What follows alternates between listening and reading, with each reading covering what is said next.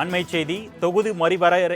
தொகுதி மறுவரையறை மசோதா தாக்கல் செய்யப்படாததன் மூலம் தமிழ்நாடு 20 எம்பிக்களை இழந்துவிட்டது என்று எதிர்க்கட்சித் தலைவரும் அதிமுக பொதுச் செயலாளருமான இபிஎஸ் தற்பொழுது கருத்து தெரிவித்திருக்கிறார். அண்மை செய்தியாக நாம் பார்த்துக் கொண்டிருக்கிறோம். இது குறித்த கூடுதல் விவரங்களை செய்தியாளர் ராஜேஷ் வழங்க நாம் கேட்கலாம். வணக்கம் ராஜேஷ், கூடுதல் விவரங்கள்.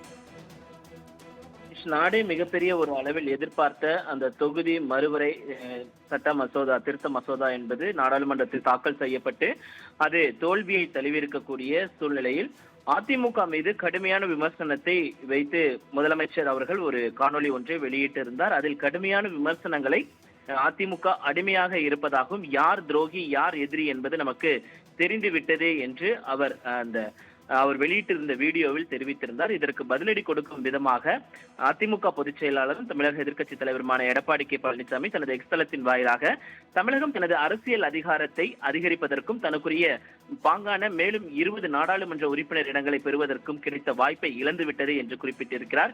மேலும் நரேந்திர மோடி அவர்களால் வழங்கப்பட்ட கூடுதலான 50% இடங்களை பெறுவதற்கான பொன்னான வாய்ப்பை நாம் இழந்தது மட்டுமல்ல, எம்.கே. ஸ்டாலின் ஒரு கைப்பாவையாக இருந்து அந்த வாய்ப்பின் சமரசத்தை புரிந்து கொள்ளாமல் அதை கண்மூடித்தனமாக எதிர்த்தார் என்ற குற்றச்சாட்டை முன்வைத்திருக்கிறார். 2011 மக்கள் தொகை கணக்கெடுப்பின் அடிப்படையில் தொகுதி மறுவரை செய்யப்பட்டிருந்தால் நாம் 9 நாடாளுமன்ற உறுப்பினர் இடங்களை இழந்திருப்போம். இந்த மசோதாவிற்கு நீங்கள் காட்டிய அறிவற்ற எதிர்ப்பின் காரணமாக இப்போது தொகுதி மறுவரை 2026 மக்கள் தொகை கணக்கெடுப்பின் அடிப்படையில் செய்யப்படும். மேலும் நாம் இன்னும் அதிகமான நாடாளுமன்ற உறுப்பினர் இடங்களை இழப்போம் என்று அவர் குறிப்பிட்டிருக்கிறார். மேலும் 1998 அன்றைய முதலமைச்சர் ஜெயலலிதா அவர்கள் அன்றைய பிரதமர் வாஜ்பாய் அவர்களின் தலைமையில் மகளிர் இடஒதுக்கீடு மசோதாவை கொண்டு வந்தார். அந்த நேரத்தில் உங்கள் சொந்த இந்திய கூட்டணி கட்சிகளே அந்த மசோதாவை நிறைவேற்றாமல் பார்த்து கொண்டன.